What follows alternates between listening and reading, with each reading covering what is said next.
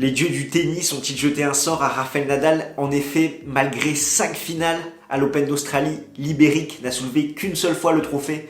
C'était en 2009 contre Roger Federer. Pire encore, sur 2 de ses 4 défaites, il mène d'un break dans la manche décisive. Et en 2014, contre Wawrinka, il n'avait jamais perdu contre le Vaudois. Dans les confrontations, ça faisait 12-0 et il n'avait jamais concédé la moindre manche, 26-0. Alors, Rafael Nadal est-il maudit à Melbourne? C'est ce que nous allons voir. Jingle. Tu es nouveau sur cette chaîne? Pour ne rien manquer de l'actualité tennis, abonne-toi et active les notifications en cliquant sur la petite cloche. Le contenu te plaît? Fais-le nous savoir en mettant un pouce bleu. De plus, si tu souhaites prolonger l'échange, tu peux nous suivre sur tous nos réseaux sociaux et rejoindre notre Discord. Commençons par poser les bases. Rafael Nadal a disputé 15 fois l'Open d'Australie, 16 fois Roland-Garros, 14 fois Wimbledon et 15 fois l'US Open. L'Espagnol a disputé 28 finales en majeur pour 20 victoires. Roland-Garros, c'est 100% de victoires en finale, 13 sur 13. L'US Open, c'est 80% de victoires en finale, 4 sur 5. Wimbledon, 40% de victoires en finale, 2 sur 5. Et l'Open d'Australie, c'est 20% de victoires en finale, 1 sur 5. Si nous allons plus loin, en prenant son ratio de victoires dans chaque grand chelem, à Roland-Garros, c'est 98% de victoires, 100 victoires sur 102 matchs disputés. L'US Open, 86% de victoires, 65 sur 76. Wimbledon, 82% de victoires, 53 sur 65.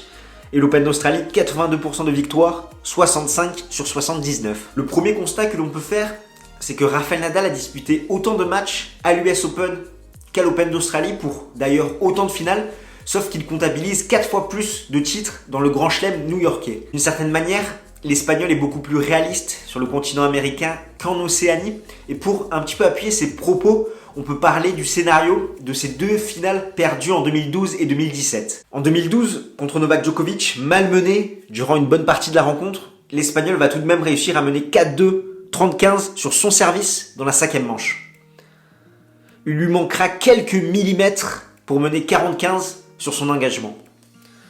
En 2017, contre Federer, rebelote, l'Ibérique va mener 3-2, service à suivre dans la 5e manche, avant de ne plus inscrire le moindre jeu. Selon moi, il y a 3 éléments de réponse pour expliquer justement que l'Espagnol soit beaucoup moins performant à l'Open d'Australie.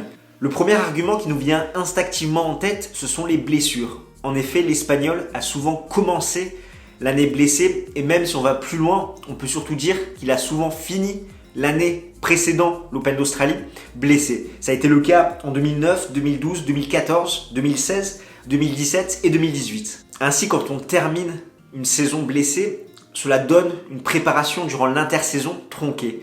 Qu'est-ce que j'entends par là? Durant la pause hivernale, il va falloir à la fois récupérer de sa blessure dans un premier temps et surtout s'entraîner pour préparer la saison à venir. Généralement, c'est impossible de faire les deux de façon optimale sans lorgner sur l'autre. Ainsi, l'Espagnol s'est souvent présenté à Melbourne, certes remis de sa blessure, mais en manque de rythme et en manque de repères, ou au contraire, dans le cas inverse, il a écourté la récupération de sa blessure durant l'intersaison pour reprendre l'entraînement, et toutes ces petites fragilités vont se réveiller durant le Grand Chelem australien.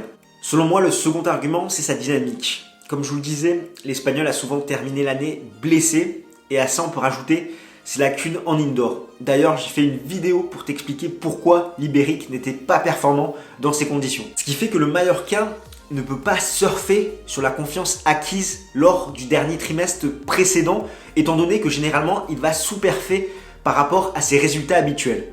Comme tu le sais, la confiance est le moteur de tout champion, et cette confiance, justement, ça te donne un surplus d'énergie qui te permet d'inverser la dynamique d'un match qui est mal embarqué. Et au final, c'est une situation totalement différente par rapport à Roland-Garros, où le Mallorquin va pouvoir surfer sur la confiance acquise sur les différents tournois de préparation sur terre, et pareil à Wimbledon et l'US Open, où généralement il va surfer sur son titre acquis à Roland-Garros, où il a énormément de confiance derrière lui avec tous ses matchs remportés sur terre battue. Et enfin, le troisième et dernier argument selon moi, c'est la concurrence.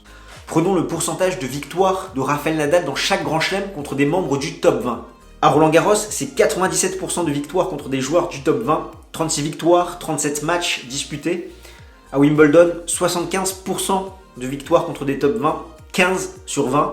À l'US Open, 63% de victoires contre des top 20, 10 sur 16. Et à l'Open d'Australie, c'est seulement 59% de victoires contre des top 20, 17 sur 29. En bref, Nadal a rencontré plus de joueurs du top 20 à Melbourne qu'aux États-Unis. Effectivement, les joueurs sont frais en début d'année, laissant place à moins de surprises qu'à l'US Open. Ces parcours ont donc été plus compliqués en Australie. Regardons le Grand Chelem où il a affronté le plus de joueurs classés au-delà de la 100e place. À l'Open d'Australie, c'est 12 matchs. À Roland-Garros, c'est 16 matchs. À Wimbledon, c'est 13 matchs. Et à l'US Open, c'est 15 matchs. Cela renforce notre argument de la concurrence. Voyons dans chacun de ces 4 tournois quel est le ratio de Rafa contre des joueurs mieux classés que lui.